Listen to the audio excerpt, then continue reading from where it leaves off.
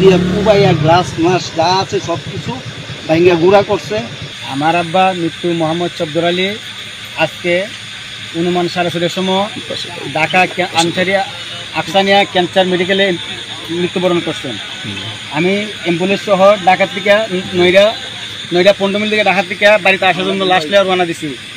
এবং পাশাপাশি আমার ভাই ঢাকা উত্তরপাড়া ব্যবসা করে, সে এবং আমার চাচাতো ভাই আরো বরিশাল আমার একজন মেহমান, আমরা মোট গাড়ির মধ্যে 8-9 জন আসছিলাম।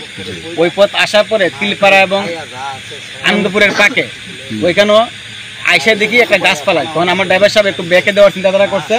ব্যাকেও দেখা যায় সামনে আমরা পিছনে লোক সামনে লোক পরে 10-12 জন লোক আমরা বাড়িতে বাড়ি ভাঙ্গা গাড়ির ভিতরে ঢুকছে, রান্দাও দিয়ে সবাই আক্রমণ করছে। এবং আমার বাবার যে লাশ কত হইলো, আমার যে বাবার লাশ, আমার বাবার লাশের উপর সেটা বাড়ি দিছে এবং আমার বাবার লাশে আক্রমণ করছে। তুলা দিয়া দেখছে আমার বাবার তলে কিছু আছে কিনা আছে। এইভাবে আমার 25,000 টাকা একটা ইন্ডুরি চেট, আমার বাইরে 50,000 টাকা একটা ইন্ডুরি চেট, আমার বরিশালের মেহমান ওর একটা গলার চেনা ছিল এবং ডিউটি পুলিশ ওখানে ছিল নাসিরনগর পাবিয়া সামনে এসে গ্রামের ভিতরে ঢুকছি। ঢুকার পরে মোটামুটি 1-1.5 কিলো আসার পরে হঠাৎ করে দেখি একটা ঘাস টাইনা রাস্তার উপরে ফালাইছে। এরা মানুষ আছে 13-14 জনের মতো। এই ঘাস দেখা আমি গাড়ি নগদে ব্রেক কইরা গাড়ি ব্যাগে দিয়া মোটামুটি ব্যাগে দিছি। ব্যাগে দিয়া সেটা মোটামুটি 200-300 ফুট পিছনে আসছি আর কি।